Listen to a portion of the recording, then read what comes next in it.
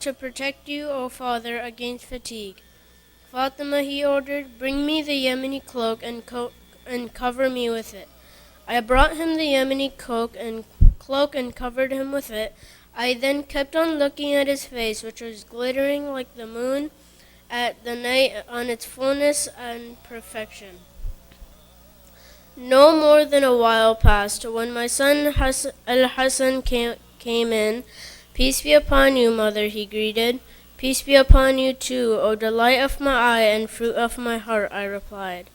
O mother, he said, I can smell a pleasing scent as if it is the scent of my grandfather, the messenger of Allah, peace be upon him and his household. Yes, it is, I answered. Your grandfather is now under the cloak. Al-Hassan moved towards the cloak and said, Peace be upon you, O grandfather, Allah's messenger. Will you allow me to be with you under this cloak? My father replied, Peace be upon you too, my son and director of my pond. I allow you. Al-Hassan then went under the cloak with his grandfather. No more than another while passed before my son Al-Hassan came in. Peace be upon you. Al-Hussein came in. Peace be upon you, mother, he greeted.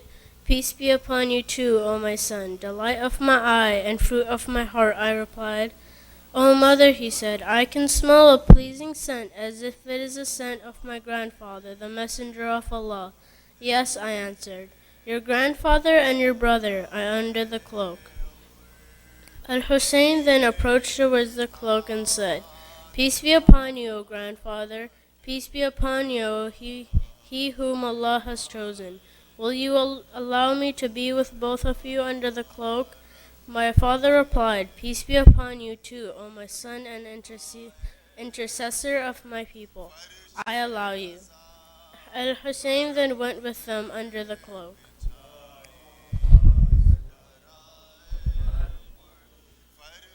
At the same time, Abul Hassan Ali ibn Abu Talib came in.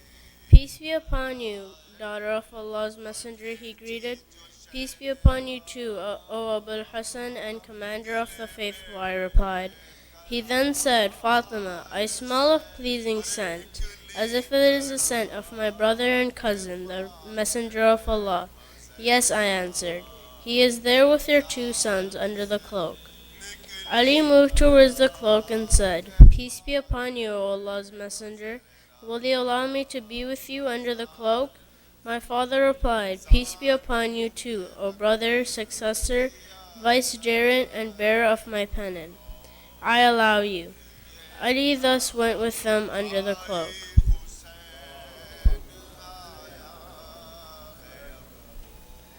I then came towards the cloak and said, Peace be upon you, father, O Allah's messenger. Will you allow me to be with you under the cloak? My father replied, Peace be upon you too, my daughter and part of my flesh. I allow you. I thus went with them under the cloak.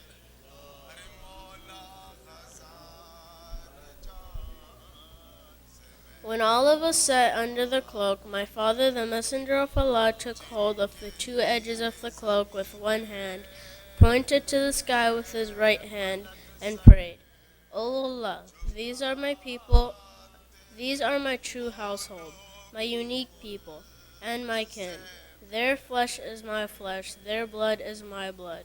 Whatever causes them pain causes me pain too, and whatever saddens them saddens me too. I am at war against whoever wages war against them, at peace with whoever is at peace with them, the enemy of whoever shows enmity towards them, and I love whoever loves them. They are part of me, and I am part of them. Therefore, please shower on me and them your blessings, benedictions, mercy, forgiveness, and pleasure. Remove from them filth and purify them with thorough purifying.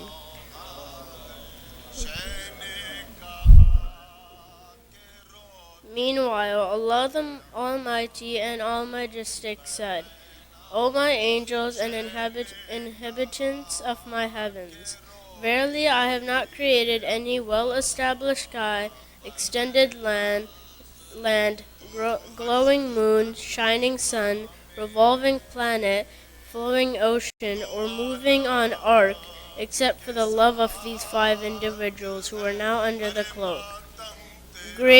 Gabriel the honest asked, O my Lord, who are those under the cloak? The Almighty and All Majestic Lord answered, They are the household of the prophethood and the core of the message. They are namely Fatima, her father, her husband, and her sons.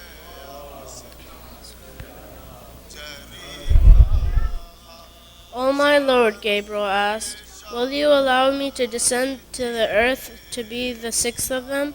Allah the Almighty and All Majestic said, Yes, I allow you. Gabriel the honest descended. Peace be upon you, O Allah's Messenger, he greeted. The Most High and All-High Lord conveys to you his greeting, expresses his special greeting and honoring to you, and says, By my almightiness and my majesty, I take this oath.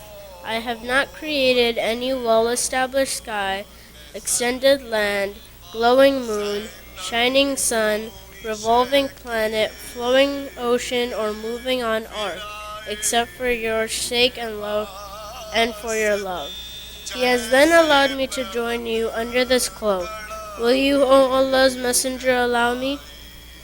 Allah's Messenger said, Peace be upon you, O trustee of Allah's revelations. Yes, I allow you. So Gabriel joined us under the cloak. He thus said to my father, Allah has revealed to you, saying, Allah only desires to keep away the uncleanliness from you, and, O people of the house, and to purify you a thorough purifying.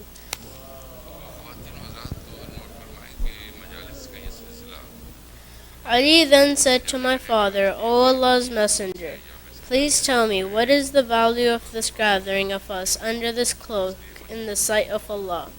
The Prophet, peace be upon him, and his household said, I swear this by him who has sent me with the truth as prophet, and chosen me as holding communion to convey the message. Whenever the tale of this gathering of us is mentioned in an assembly of the people of the earth, in which a group of our adherents and lovers are present, the divine mercy shall certainly be poured down on them, and the angels shall certainly surround them, asking forgiveness for them until they depart. Ali, peace be upon him, commented, Then by Allah I swear it, we have won. So have our adherents. I swear it by the Lord of the Kaaba. O Ali, my father, Allah's Messenger, peace be upon him and his household, added, I swear this by him who has sent me with the truth as prophet, and chosen me as holding communion to convey the message. Whenever the tale of this gathering of us is mentioned in assembly of the people of the earth, in which a group of our lovers are present, and among them there is a distressed one, Almighty Allah shall certainly release him from distress. Or there is among them an aggrieved one, Almighty Allah shall certainly relieve him from grief. Or there is among them one who needs a request to be granted. Allah, Almighty Allah shall certainly grant him his request. Ali, peace be upon him, said, Then we have won and attained pleasure. I swear it by Allah, so have our adherents. They have won and attained pleasure in this world and in the hereafter. I swear it by the Lord of the Kaaba. Salawat.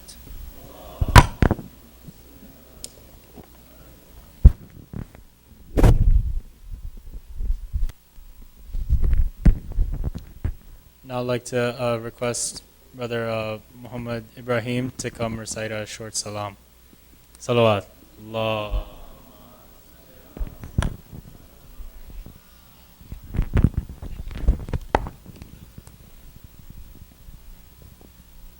Salawat.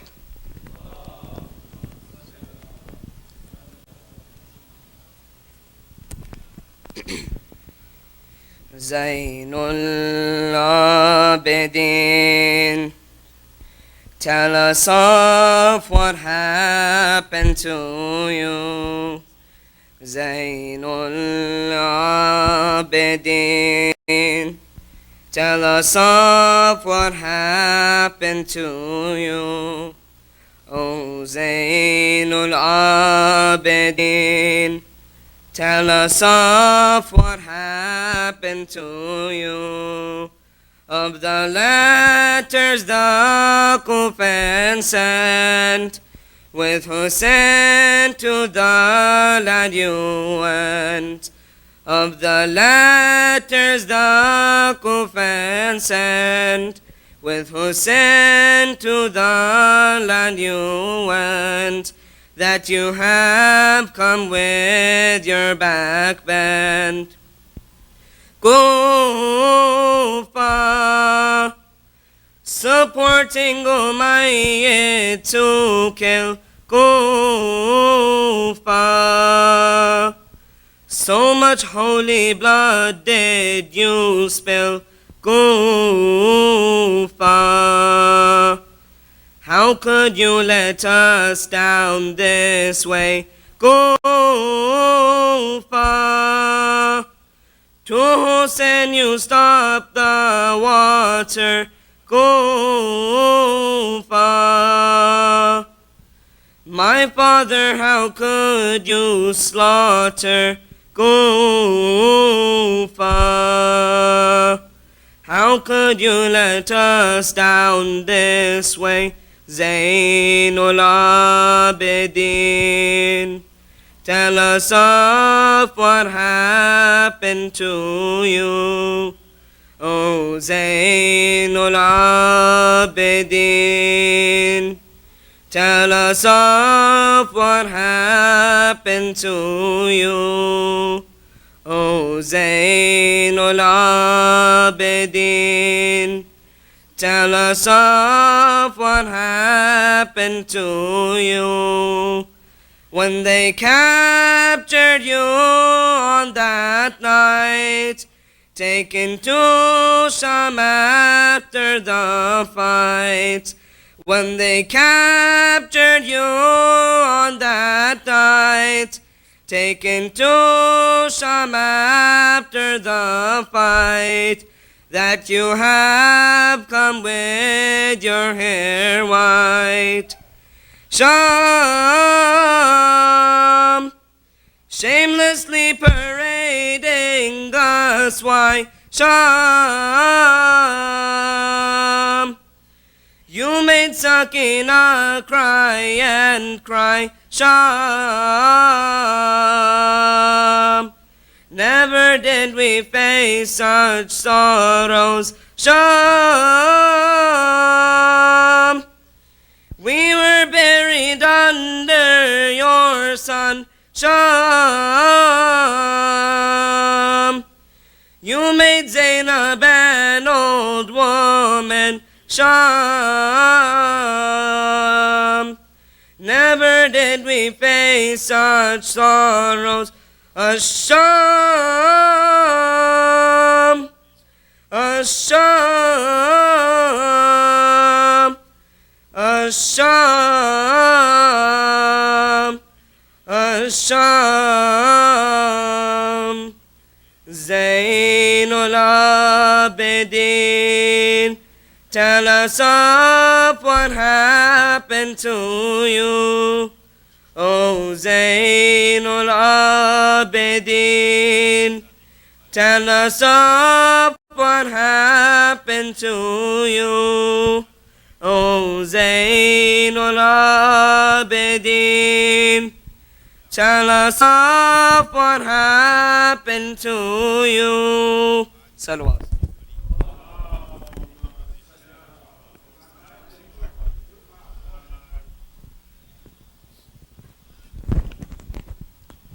Thank you, Brother Muhammad. With that, I would like to welcome Sheikh to the member with a loud salawat ala Muhammad wa ali Muhammad.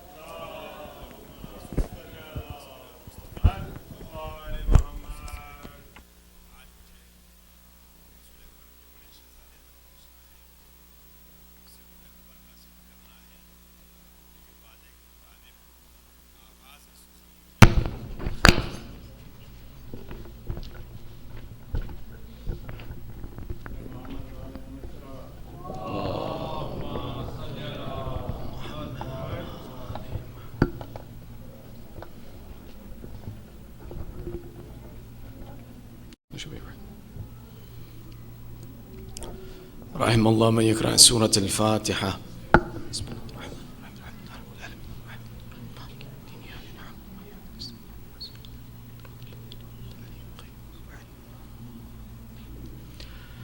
أعوذ بالله من الشيطان الرجيم. بسم الله الرحمن الرحيم. ربي اشرح لي صدري ويسر لي أمري واحلل عقدة من لساني يفقه قولي.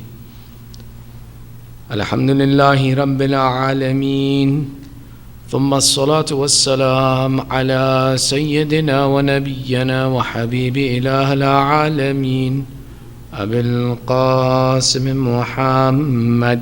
اللهم صل على محمد وعلى آله الطيبين الطاهرين المعصومين، واللعنة على أعدائهم أجمعين من الآن إلى قيام يوم الدين. أما بعد، فقد قال الله تعالى في محكم كتابه الحكيم: بسم الله الرحمن الرحيم. إن الصفا والمروة من شعائر الله. آمنا بالله. صدق الله العلي العظيم. صلوات على محمد وآل محمد. اللهم صل على محمد. Your second salawat for love of Muhammad wa Ali Muhammad. Allahumma salli ala Muhammad. And your loudest salawat to hasten the reappearance of Sahib al-Asr wa Zaman. Allahumma salli ala Muhammad wa Ali Muhammad. As we continue our discussion, first we'll mention some ahkam of fiqh and then continue on to our conversation.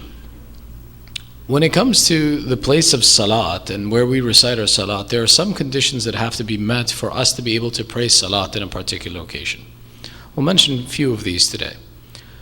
One of the first conditions is to have the permissibility to pray in a location, what we call ibahat al-makan. What this means to say is that I need to have the permission of the owner of the place before I can recite my salat there. I need to have, for example, if it is someone's private property, I need their permission before I use it to pray. There are some exceptions to this. For example, if it is public land, for example, on the side of a highway, the property that's there is part of the government property and municipality, and as long as it's not expressly forbidden for me to stop there or to pray there, it's permissible. If, for example, even if it's government property, someone posts a sign, no trespassing, I say, well, what does the sign mean to me? But the truth is that it's a responsibility that if the condition is that we're not allowed to be there, that we can't use that place to pray, and my prayers in that location are invalid. The same way, a usurped property. Now for our kids, we'll mention what a usurped property is. A usurped property is something that, for example, belongs to somebody else and I took it from them even though they didn't want me to. It's called usurping someone's property. To pray in a property that's usurped, that prayer is invalid as well too. Meaning that I have to, for example, come about this property legitimately. I can't just steal someone's property and pray on it, my prayers are valid. There was a joke I heard years ago when I was in Najaf that as we were walking down the street, they stopped at a door and said, the man here is very pious. I said, really? How do you know he's so pious? He says, you see, he usurped this house from the owner, but he never prays inside. He always goes to the haram to pray. Very religious man. A usurped property, meaning someone's right that's been stolen, we don't have the permission to pray there. The same way that, for example, if we don't have express permission from a person whose property is, we don't have ibahat al-makan. We don't have permission to pray in that location. Same thing with a sign, if it says no trespassers, or it's someone's private property. We can't just stop at a private property and say, okay, fine, it's an open field, let's pray. They will never know. They may never know, but that's not the condition for my prayer to be valid. My prayer to be valid, the place that I am praying, I have to be allowed to pray. Now, there are a couple of points in this. One is that, let's say, for example, I go to visit my friend's house and he says, rest here, relax here, this room is for you to use. If he's given me permission to use a place, I don't have to go and say, hey, can I pray here as well too? No, the general permission that I've been given for that location allows me that I can pray there as well too. Another thing, for example, I go to a Muslim's house. This Muslim has a musalla in his house. If he has a musalla in his house, we imagine and expect that this is to be prayed upon. We don't have to ask the individual's permission. We can pray in that location because they have the items necessary for prayer present there. It's understood that a Muslim would be satisfied that prayer is done in his house. So for example, in the house of a Muslim, maybe out of etiquette and respect we can ask, but at the same point in time it's permissible for us to pray in that location without having asked necessarily. Same thing as we mentioned with public property and public lands. The first of these conditions is ibahat al-makan. So the reason I mention this is sometimes it happens, you're traveling, you need to pray, you stop at a gas station. Stop at a gas station. Now before I can pray, even on the ground of that gas station, I need to get the attendant's permission or the owner's permission before I can pray there. In contrast to that public property, sometimes a rest area on the side of a highway is public property.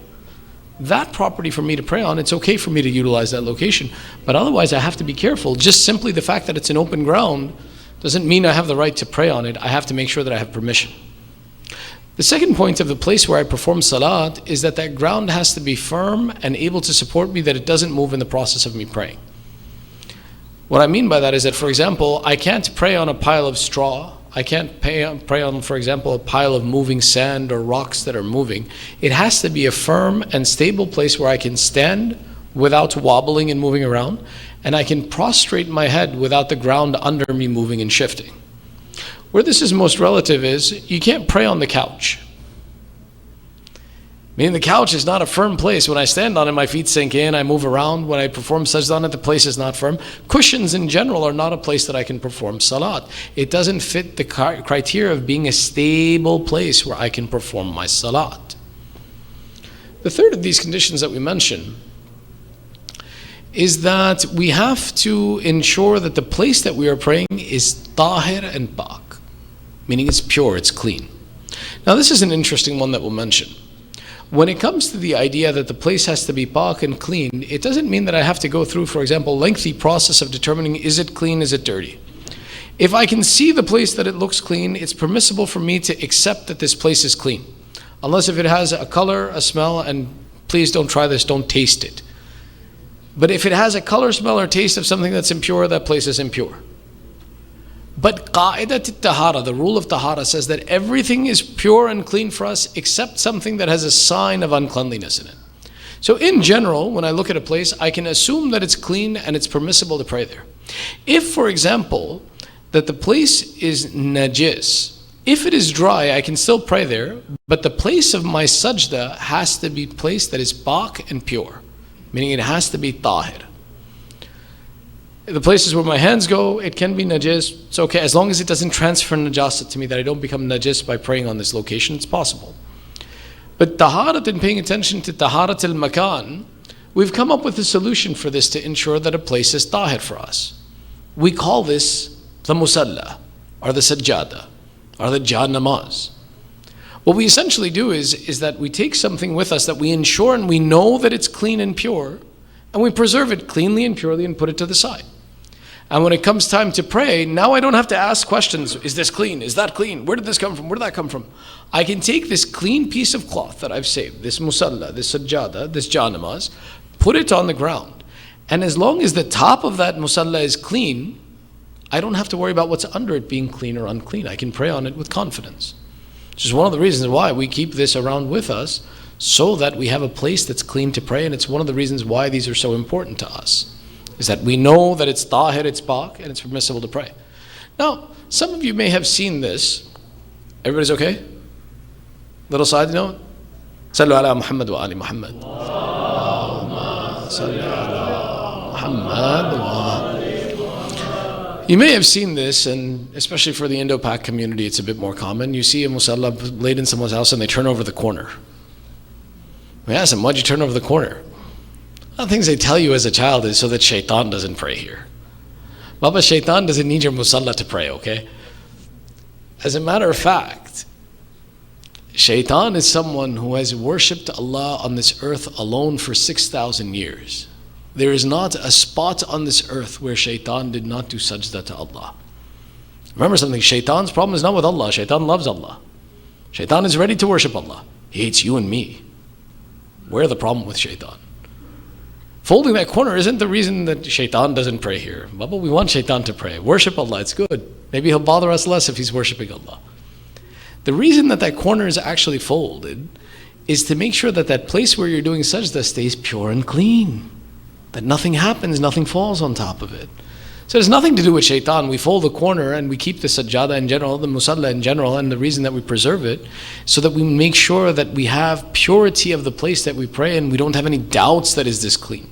That's the benefit of this musalla. That's the reason we have something called jai namaz, the place of salat, the place of namaz, so that we can ensure that it's clean. The fourth of these conditions is that the place that I pray should be a place where I can stand up completely to perform qiyam, I can bow completely to perform ruku, and I can prostrate completely to perform sujood. If the place is so tight that I can't complete the conditions of salat, I can't pray there. It's not to say, it's okay, I'll just hunch over and I'll pray. No. One of the shara'it, the conditions of that place to be permissible for prayer, is that I can stand and complete all of the actions and responsibility of salat. So we should look at these conditions when we go to pray, and the most important of these is the first one that we mentioned, ibahatil makan. Make sure that you have the permission of the place that where you're going to pray, that you're allowed to pray. Make sure that the place is firm and stable. Make sure that it is clean and pure, and make sure that it is a place where you can perform all of the actions in their entirety. Sallu ala Muhammad wa ali Muhammad. Sallu ala Muhammad wa ali Muhammad. And we're discussing these 3 nights of conversation is what I have labeled the secrets of Karbala. But they're not really secrets. They're essentially lessons that one who has the love for Imam Hussein should be looking for these lessons to apply in their life. And learning to apply these lessons in our life by learning from the depth of the meanings of the story of Karbala. So it's not to say that, for example, here's a secret conversation that no one should hear about, or that, for example, there was something hidden there that nobody could know unless if it was unlocked for you. No. These are in front of us, but maybe we didn't pay attention to them. So we're taking the time to elaborate these points. I have 3 points that we'll mention tonight. The first of these with your loudest of salawat ala Muhammad wa ali Muhammad.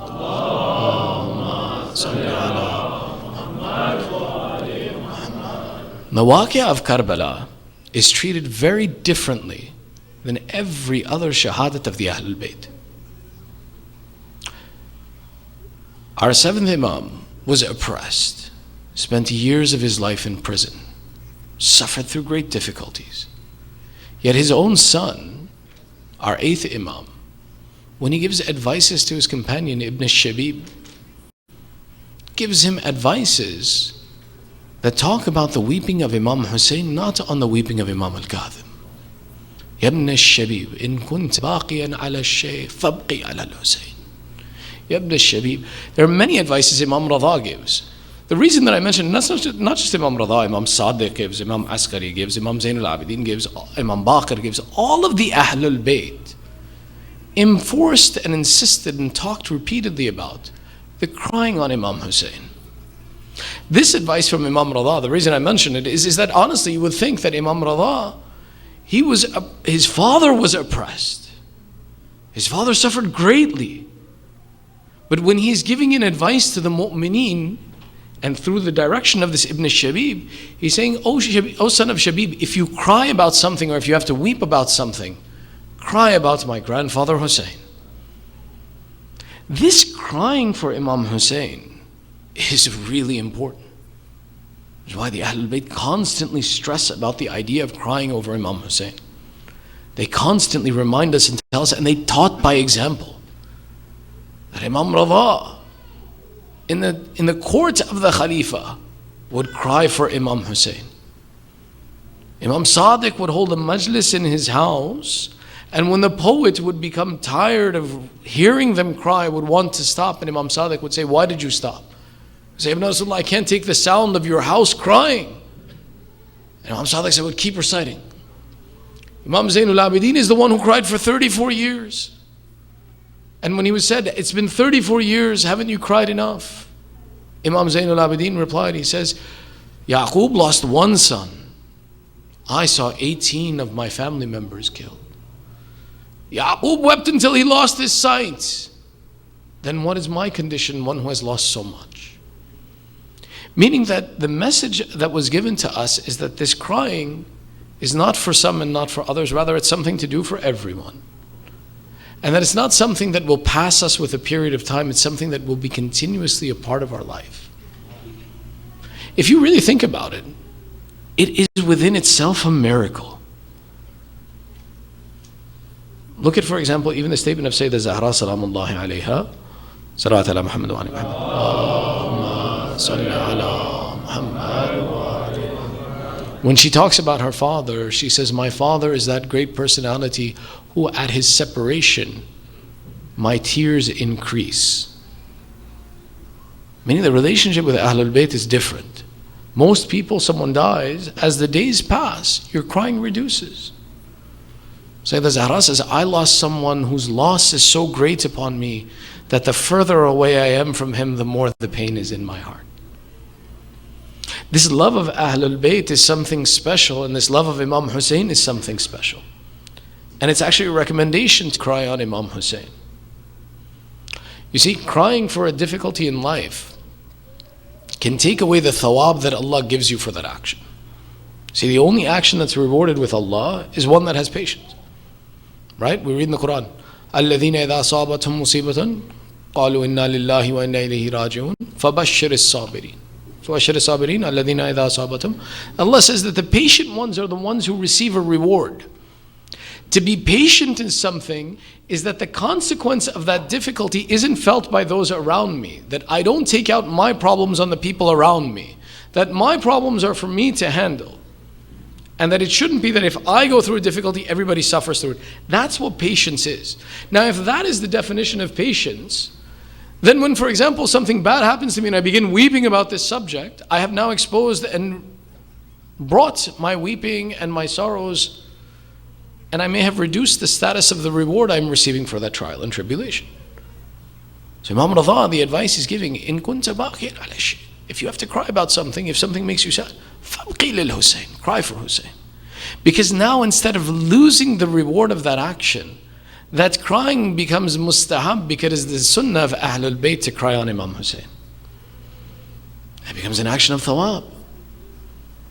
This weeping on Imam Hussein is an action that is both rewarded as well as is the revolution of your soul and your heart.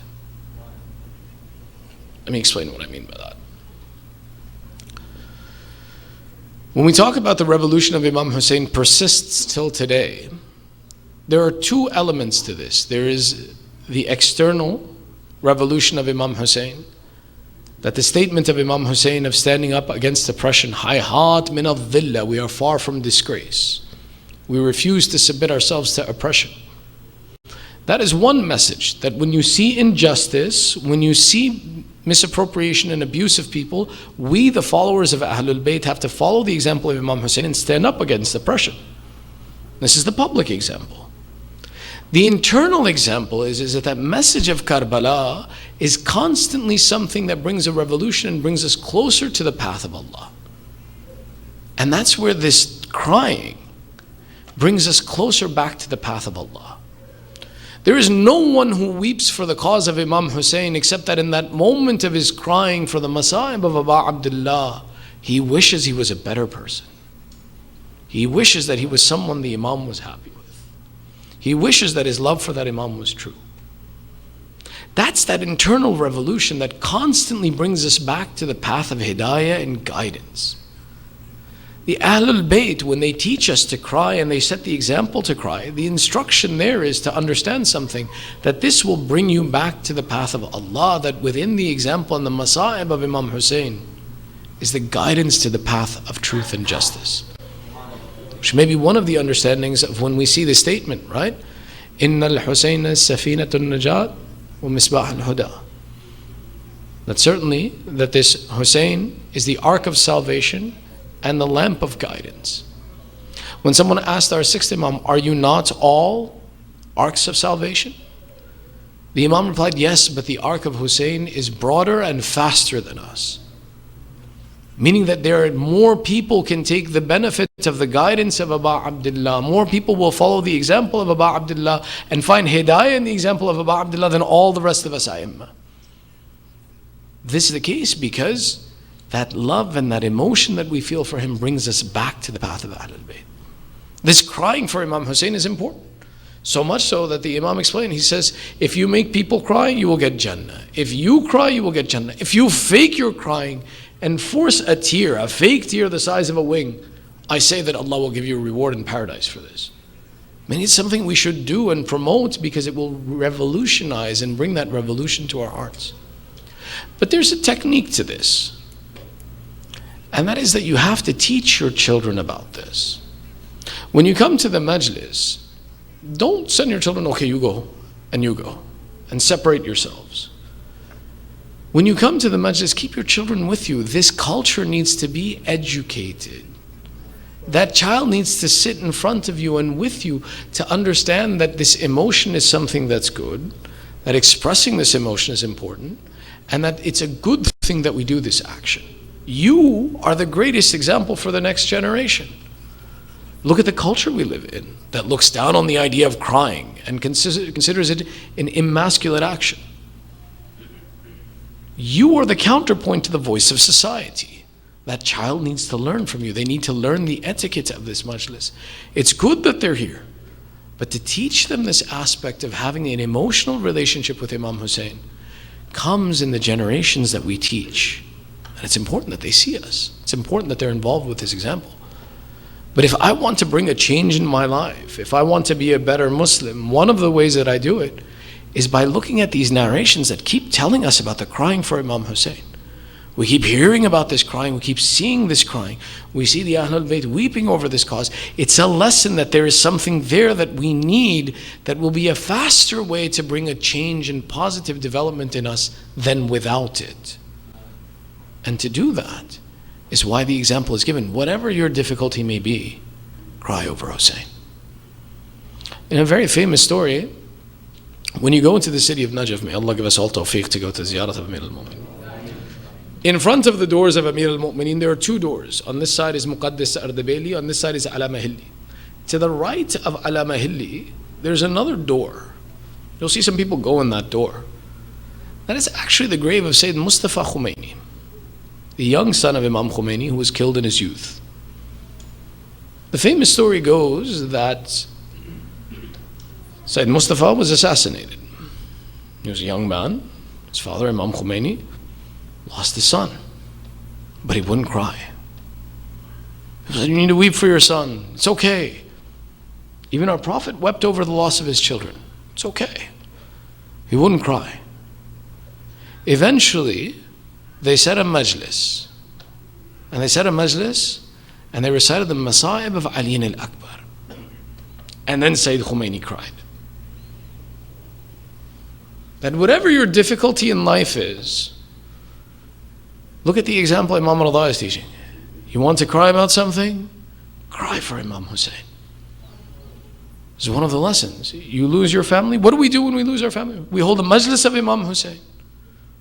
We remember the Masa'ib of Ahlul Bayt. Why? Because that's a rewarded action that will make us a better person for that experience. Hence the importance of this aspect. And it's not something, it's harder to do it without having instruction. You want your children to have this? Teach them this. These are the attributes that they need to learn from us. It's something that we have to develop. It won't just happen. Or it will be much more difficult for it to just happen. Bring them to the idea to remember the Masa'ib of Imam Hussein.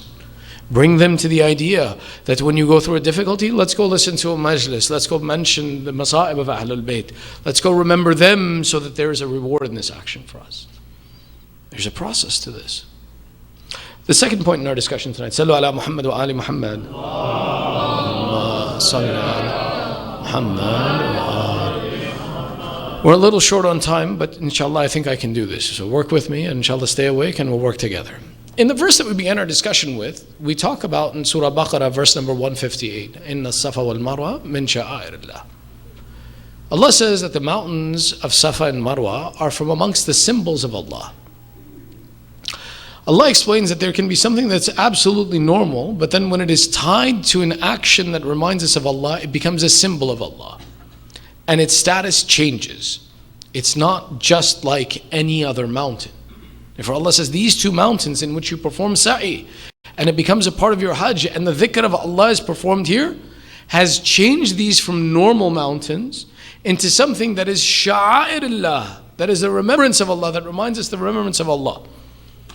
This lesson that Allah is setting the example for with the discussion of these two mountains is an instruction for us to say that those things can be very common and normal, but when they are attached to the example or the worship of Allah and bring us to the remembrance of Allah, their status changes. Same way this musalla that we were talking about, this sajjada that we were talking about, is not a normal piece of cloth. Yes, it may be made in China, it may be made in other countries.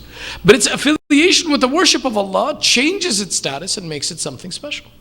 It's not something I can treat like anything else. It's something I have to treat with a special respect because I use it in the worship of Allah. Same thing with, for example, we may talk about this turba. It's clay, it's dirt. But its affiliation to Imam Hussein makes this clay and this dirt something special and different. It's not a normal piece of dirt and clay. I can't walk on it the way I walk on other dirt and clay. When you go to the ziyarat, then they take that green cloth. The green cloth is made in China. There's nothing special about it. It's the most inexpensive thing. But its value to me is associated with the fact that now it has been attached to the remembrance of Allah through the attachment to the grave of the Ahlul Bayt. All of these items tell us that when something becomes attached to the mention and the remembrance of Allah, it becomes something that should be treated differently. It has a different status. Shall I give you a story? You guys want to hear a story? Sallu ala Muhammad wa ali Muhammad. Sallu ala Muhammad wa ali Muhammad. There's a story of a woman who was a nasibi, meaning of someone who had enmity and hatred towards the Ahlul Bayt, and she had a son. And she raised the son to hate the Ahlul Bayt, and eventually at one point in time she said, "My son, I will not acknowledge you as my child until you kill one of the Shia of the Ahlul Bayt, and then I will acknowledge you as my son." So this young man grew up. His mom kept telling him, "You're not my son until you kill one of the Shia of Ahlul Bayt. You have to show your enmity towards Ahlul Bayt, and then you'll be my son." So this young man, eventually when he gets old enough, he goes to a place where he knows that the caravans of people going to the ziyarat of Imam Hussein pass. And he goes and he lies in ambush and he waits that when a caravan comes, fill in the blanks. As he's sitting there waiting, he falls asleep. And in his dream, he sees it's the day of judgment. And he sees the groups of people lined up, and he sees himself amongst the enemies of Ahlul Bayt, and he sees the followers of Ahlul Bayt, and he starts to realize that he's in the wrong space. When the malaika come and take him, they don't even have much questioning for him, because why? You hate the Ahlul Bayt, you're going to the fires of hell. They take him and they throw him into the pit of hell. This young man goes in screaming in his dreams that he's in the pit of hell, but all of a sudden he realizes, I'm not burning. And the malaika come to the realization, he's not burning. So they go and they ask one of the leading malaika that this guy, we threw him in hell, he belongs in hell, but we put him in, but he's not burning. That angel said, he's covered in the dust from the footsteps of the Zayed of Imam Hussein. Wash him off, throw him back in. Sure enough, they take this guy out of the fire of hell, the angels wash him off, get off all the dust, throw him back in. Now he expects that he's going to be burning. But he doesn't burn. The angels again question, he's not burning. They go back and they go to the head angel and they ask the question that, hey, we put him in the hellfire, we washed him off, we threw him back in, he's still not burning. The angel said, there's no point anymore. So what do you mean? He says he won't burn. Why not? Because the dust from under the feet, he inhaled it and it became a part of his flesh. And now he won't burn. Now this man wakes up, this young man wakes up, and immediately realizes the folly of the message that he's been taught, and realizes, and he comes, that if the dust from the feet of the zawar of Hussein ibn Ali have such shifa'ah, then what kind of shifa'ah must that Hussein ibn Ali himself possess for me? And he immediately changes his path in his life. The mention of this story is the significance of how that dust that sits on the ground, when it's attached to the message of Imam Hussein, it possesses a source of shifa'ah and healing and protection for us from the difficulties of Akhirah. Till today, on the day of Ashura, when they perform Raqd al-Tawrij, when they run between the haram, there's dirt on the ground in the haram to protect people as they run through the haram, that they don't fall and hurt themselves. After this run, you'll see people collect this dirt and save it, with the certainty that it possesses shifa and cures for their diseases. That this attachment of something so common, something so otherwise useless and worthless, becomes priceless. because of its attachment to the example and the message of Imam Hussein. As a matter of fact, we know that the dirt of the grave of Imam Hussein possesses a shifa for us. In Ziyarat al-Nahiya, and this is an important ziyarah, please take the time to read it whenever you have a chance. Our 12th Imam explains, he says that Allah has given 3 things to Imam Hussein that he gave to no one else. He gave him acceptance and istijabat al-du'a tahta qubbatihi, that any dua made under the dome of Imam Hussein is accepted. He put shifa'a in the dirt of the grave of Imam Hussein, and he made the other 9 Imams the sons of Imam Hussein. Now understand something before we get into the details of this. When we talk about the unique special characteristics that Imam Hussein possesses, this in no way means that we're trying to raise the example of Imam Hussein, na'uzubillah, above his father, above Rasulullah, above anyone else. No. But rather, like different flowers in a bunch, each of them has their unique attributes. And one does not supersede the other. The Azim, the one that gives all of them their beauty, is none other than Rasulullah sallallahu alayhi wa sallam.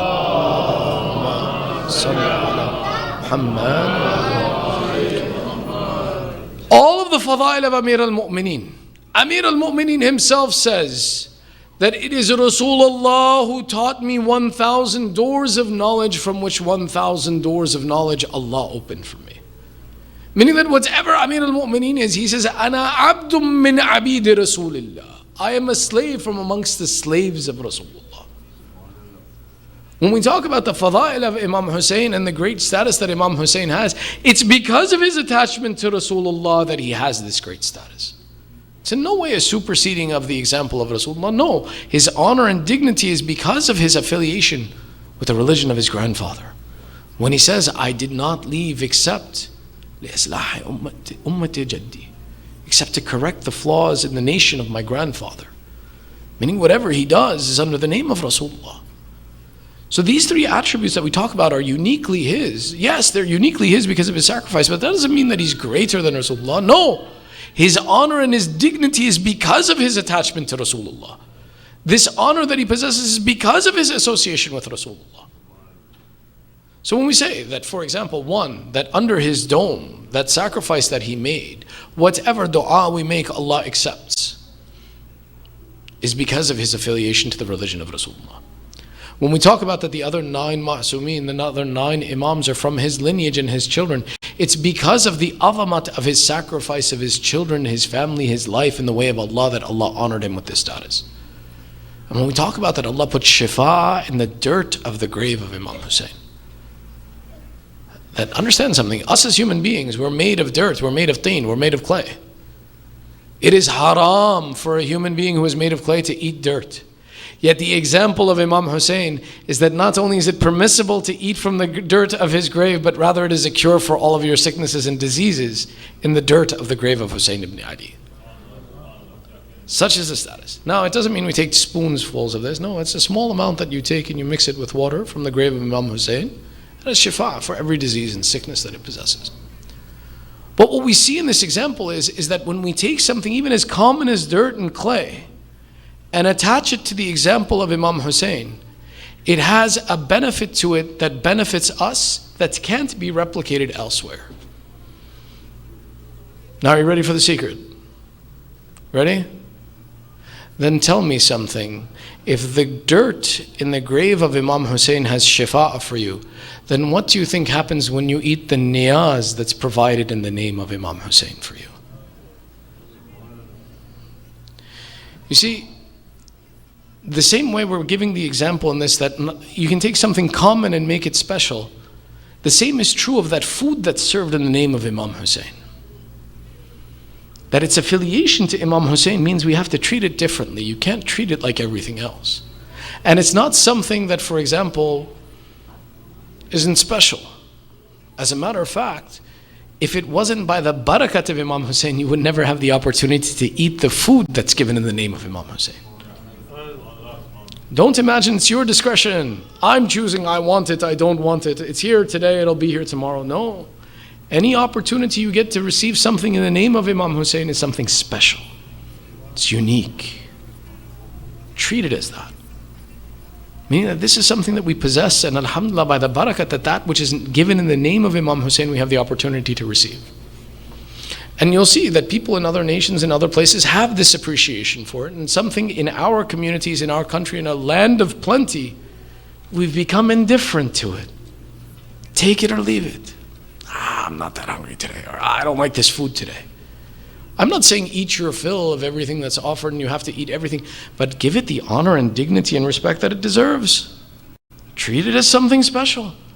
That you were honored, that you were given rizq in the name of Hussein ibn Ali. Don't take it as a little matter. Don't treat it as something that you can choose, I want it or I don't. The same way the shifa of Imam Hussein I can't live without. Then what do you think the food given to me in the name of Imam Hussein when it becomes a part of my flesh? If the dust under the zawar of Imam Hussein gives protection from the fire of hell, then do you imagine that the food made for you to consume wouldn't do the same for you? This is why anything that's attached to this message is something special for us. The third of our points, Sallu ala Muhammad wa ali Muhammad. Allahumma salli ala Muhammad wa ali Muhammad. The Anbiya themselves were a sign of Allah. How do we know this? They are from the Sha'air of Allah. We have a story that's told from our 11th Imam that in that time in Samarra there was a drought. And all the Muslimin would gather and recite Salat al-Istisqa and nothing would happen. And it happened that a Christian man came through and said, do you mind if I pray? I said, yeah, sure, go ahead, why not? He prayed and it rained. All of the Muslimin at that time began to question their religion. Like, if we're Muslimin and we're the right religion, but this Christian is praying and his prayer is answered, why isn't our prayer answered? When this question went to the Khalifa, because he was based in Samarra as well, he had no answer for it, and eventually he had to go to Imam al-Askari and say, the religion of your grandfather needs you. Imam al-Askari was brought, and Imam al-Askari said to this man, pray. He prayed and it rained. And Imam al-Askari said, now take what he had in his hand, take it away from him. He said, I don't have anything. And sure enough, they found something, they took it away, and now Imam al-Askari said, now pray. And it didn't rain. So they said, what did he have in his hand? And Imam al-Askari explained that in his hand he had found a bone of one of the Anbiya. And the dignity of the bone of the Anbiya is that if it's exposed under the open sky, Allah makes it rain so that the bone becomes covered because of the dignity of the Anbiya. Meaning that the Anbiya and the A'imma, they possess a certain dignity and they are one of the signs of Allah that there's a consequence of them and their bodies as well. That the same way this bone is a sign of Allah and there's something that happens as a consequence of this bone, so is true of the entirety of the A'imma alayhimus salam and of the Anbiya. And one of the interesting points is, we know this from the life of our holy Prophet Rasulullah sallallahu alayhi wa sallam. Allahumma salli ala Muhammad wa ali Muhammad. One point in time in the city of Mecca, they hit our Prophet and he began to bleed. And they said, we saw the prophets of Allah on the ground collecting the blood from the ground. And they asked the question, Ya Rasulullah, why are you collecting the blood from the ground? They've just hurt you.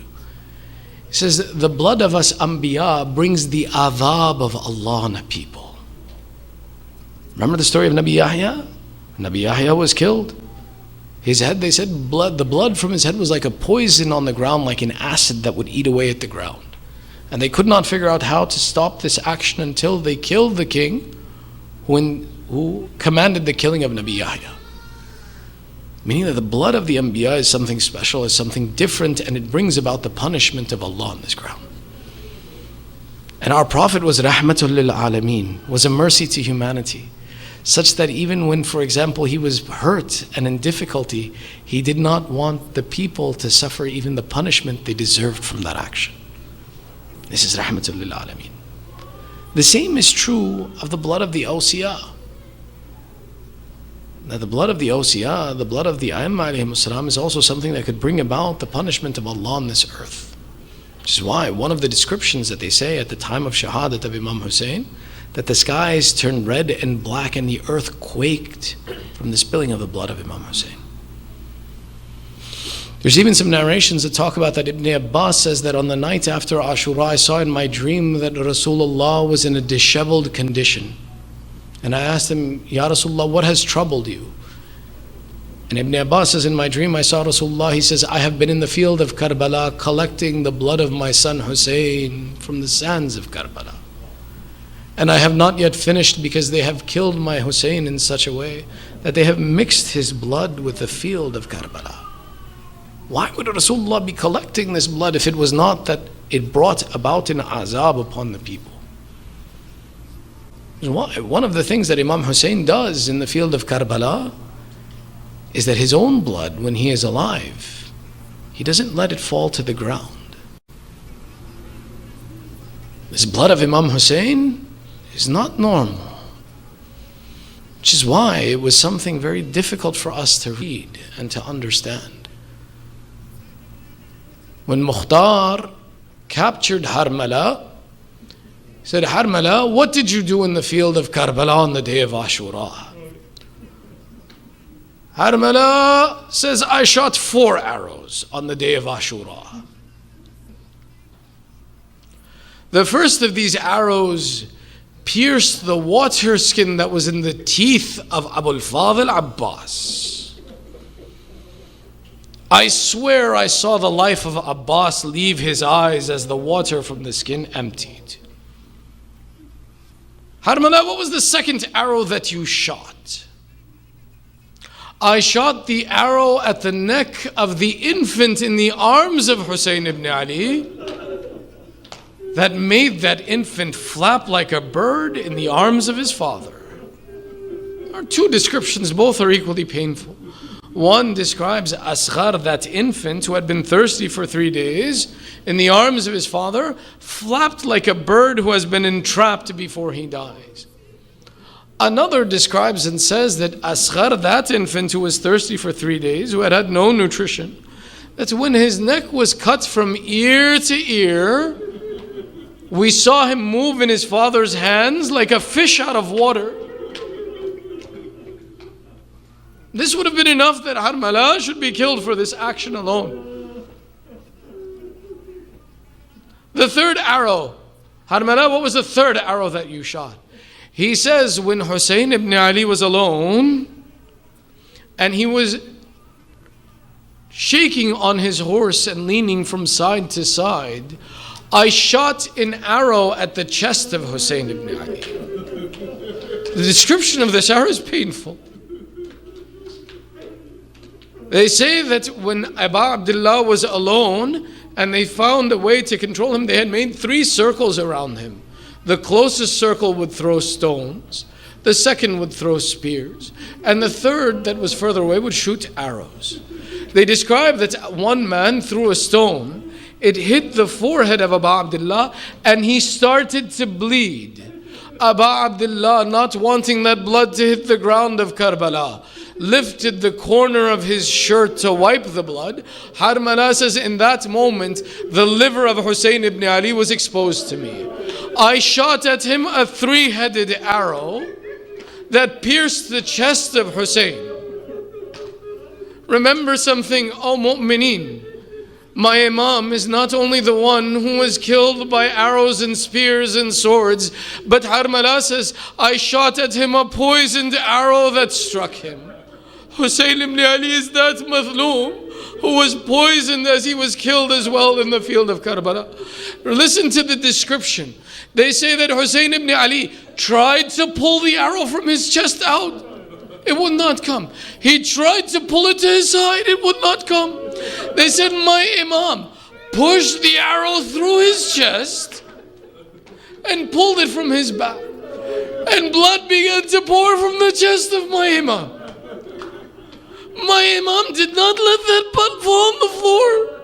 They said he collected this blood in his hand and rubbed it over his face and called out, this is how I will see my grandfather Rasulullah. This is how I shall present my sacrifice before Allah. The blood of Hussein ibn Ali was something that was sacred, that even he did not let touch the ground, lest that it bring the adhab of Allah on the people.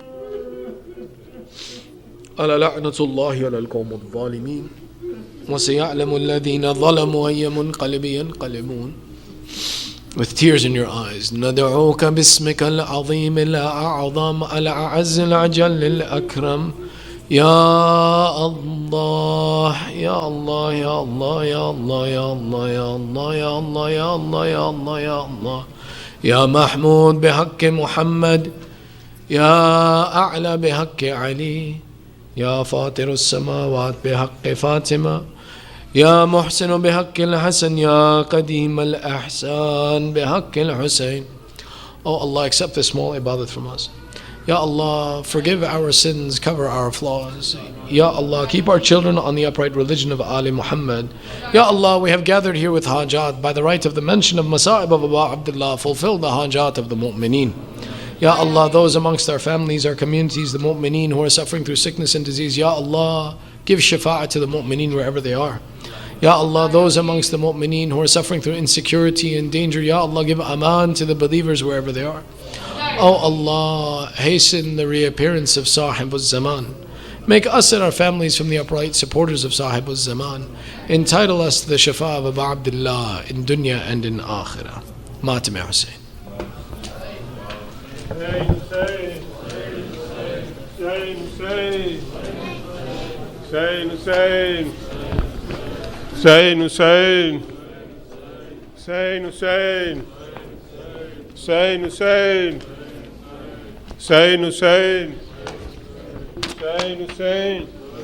Oh come let us live how, oh come let us learn how to live like Ali, to live like Ali and to die like Hussein, to live as a servant of Allah alone, to struggle for justice until you are slain.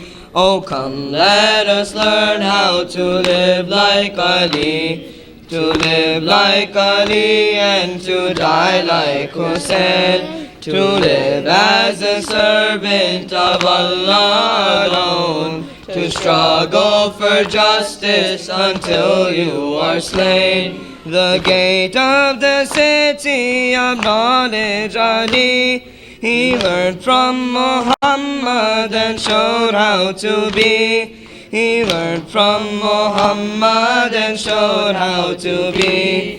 He died protecting that knowledge, Hussein, so teachings of prophets would not go in vain. Oh come let us learn how to live like Ali, to live like Ali and to die like Hussein, to live as a servant of Allah alone, to struggle for justice until you are slain. When no one would answer the call of Nabi, the people would witness the sword of Ali. The people would witness the sword of Ali. And now like a mountain before tyranny, standing alone is the fearless Hussein. Oh come let us learn how to live like Ali, to live like Ali and to die like Hussein, to live as a servant of Allah alone, to struggle for justice until you are slain. He gave his zakah in ruku of salah, for such is the bounty of Mushkil Kusha. For such is the bounty of Mushkil Kusha, and quenching the thirst of the army of Hur, are sons of Ali and the sons of Hussein. Oh come let us learn how to live like Ali, to live like Ali and to die like Hussein, to live as a servant of Allah alone, to struggle for justice until you are slain. So patiently waited the chosen Wasi, to keep it united, the community, to keep it united, the community, with 72 sacrifices and more. Oh, what can we say of the Sabr of Hussein? Oh, come, let us learn how to live like Ali, to live like Ali and to die like Hussein, to live as a servant of Allah alone, to struggle for justice until you are slain. We can never be like Hussein or Ali, so this Ya Ilahi is then our plea. So this Ya Ilahi is then our plea. Grant us the footsteps of Kambar Kumel, of Ibn Mazahir and John of Hussein. Oh, come, let us learn how to live like Ali, to live like Ali and to die like Hussein, to live as a servant of Allah alone, to struggle for justice until you are slain.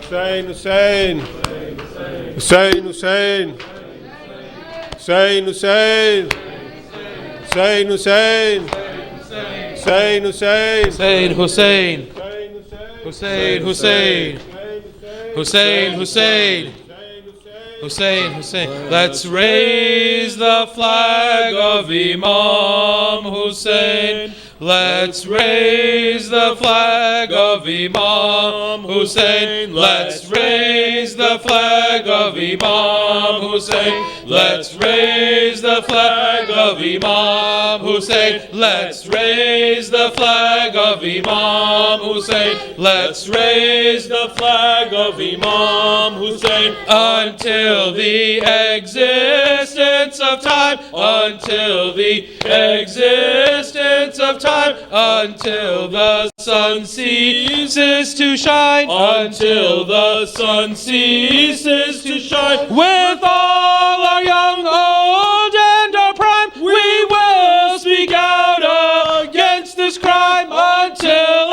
everyone knows Hussein. Let's raise the flag of Imam Hussein. Let's raise the flag of Imam Hussein. Let's raise the flag of Imam Hussein. Let's raise the flag of Imam Hussein. The world will come to know Hussein. The world will come to know Hussein. On every heart will be his name. On every heart will be his name. He is the one who bore the pain, seeing his family being slain. They will be crying out, Hussein. Let's raise the flag of Imam Hussein. Let's raise the flag of Imam Hussein. Let's raise the flag of Imam Hussein. Let's raise the flag of Imam Hussein. Hussein is the name of Islam. Hussein is the name of Islam. Hussein is the living Quran. Hussein is the living Quran. Hussein is the height of Iman, who showed what is the truth to man. The world is grateful